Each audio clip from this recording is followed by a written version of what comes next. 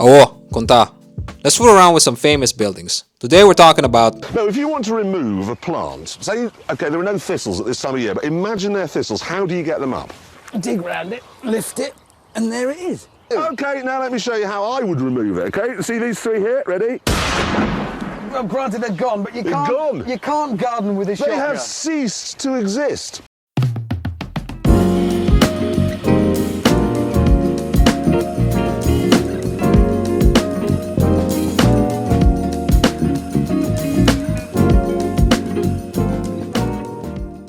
The 2011 Serpentine Pavilion by Peter Zumthor, which was technically speaking a black box with a garden inside it. That's the entire concept. And it worked.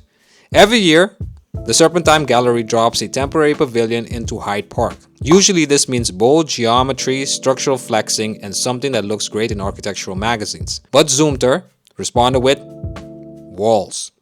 His approach was different. Instead of creating an object to look at, he created a space to step into. His concept was the hortus this word, literally an enclosed garden. Hyde Park is already a garden, so he built a smaller, moodier garden inside the bigger one.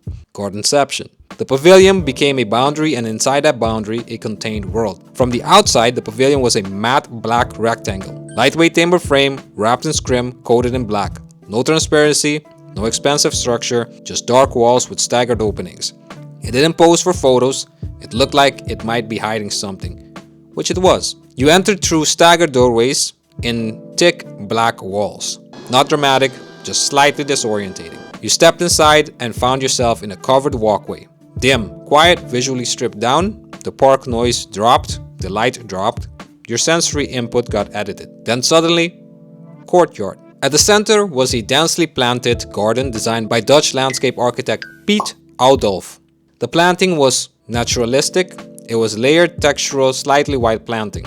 The kind that looks accidental but absolutely isn't. The building acted as a perimeter around it. A cloister-like ring of circulation and seating surrounding the open courtyard so visitors could sit and stare at plants like it was a competitive sport.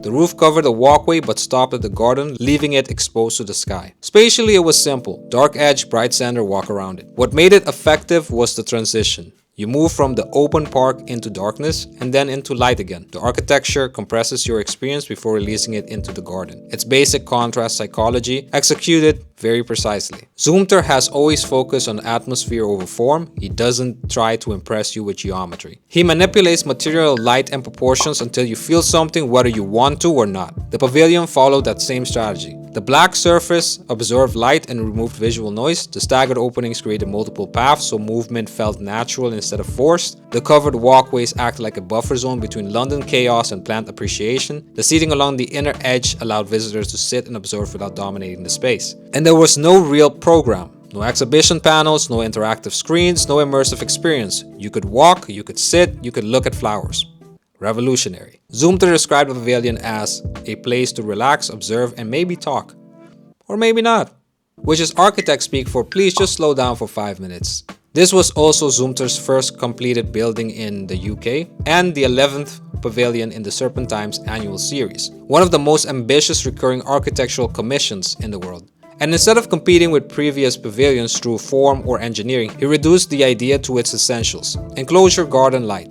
Technically, the structure was lightweight and temporary, timber frame, scrim membrane, black coating, straightforward construction, no engineering heroics, but the sequencing of space was exact. The darker the perimeter felt, the brighter the courtyard seemed, the simpler the building looked, the more intense the planting became, the architecture reduced itself so the interior experience could shine. It didn't compete with the park, it carved out a controlled fragment of it. No parametric gymnastics, no structural acrobatics, just a rectangular wall doing its job extremely well. And sometimes, that's enough. It's a reminder that sometimes the boldest move in architecture is not adding more, but subtracting everything you don't need. In the end, the 2011 pavilion wasn't memorable because it was loud. It was memorable because it was disciplined. Anyway, I hope I gave you guys an appreciation for a black box with a garden in the middle, and thank you for watching. Till next time.